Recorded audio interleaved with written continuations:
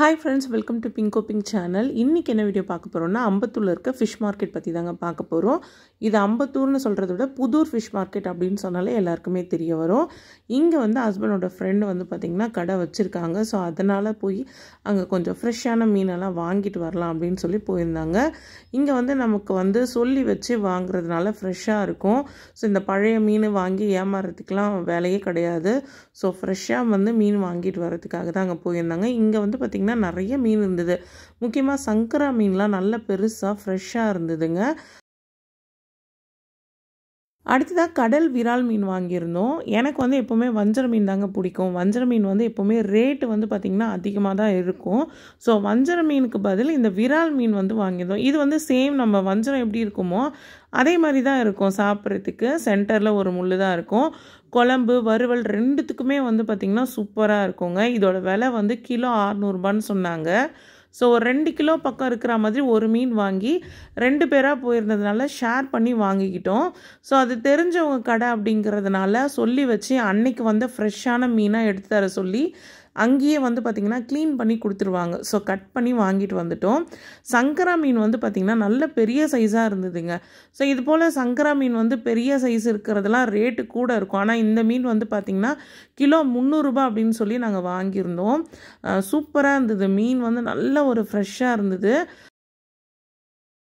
இந்த சங்கரா மீன் வந்து குழம்பு வறுவல் ரெண்டுத்துக்குமே செம்ம சூப்பராக இருக்குங்க. சங்கரா மீன் பிடிக்காதவங்க யாருமே கிடையாது.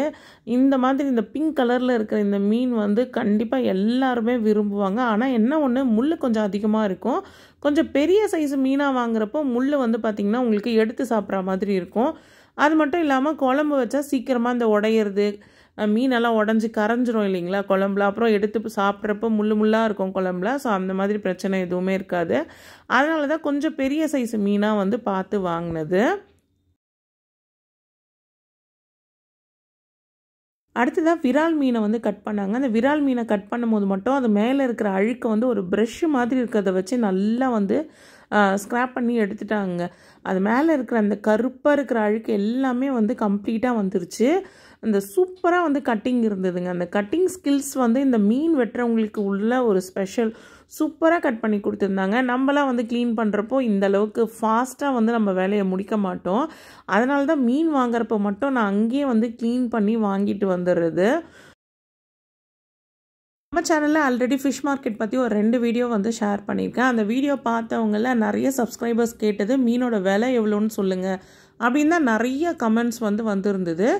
இந்த வீடியோவில் நான் எவ்வளோக்கு மீன் வாங்கியிருக்கேன் அப்படிங்கிறத உங்கள் கூட ஷேர் பண்ணியிருக்கேன். இதுக்கு முன்னாடி போட்ட வீடியோவில் வந்து சொல்லாததுக்கு காரணம் என்னன்னு பார்த்தீங்கன்னா, நான் வாங்குறப்போ ஒரு ரேட் இருக்கும், நீங்கள் போய் அதை வாங்குறப்போ ஒரு ரேட் இருக்கும். ஏன்னா மீன் வந்து எப்போவுமே ஒவ்வொரு வாரம் அதோட வரத்தை பொறுத்து தாங்க டிமாண்ட், அதெல்லாம் வச்சு தான் மீனோட விலை வந்து பார்த்திங்கன்னா மாறுபடும்.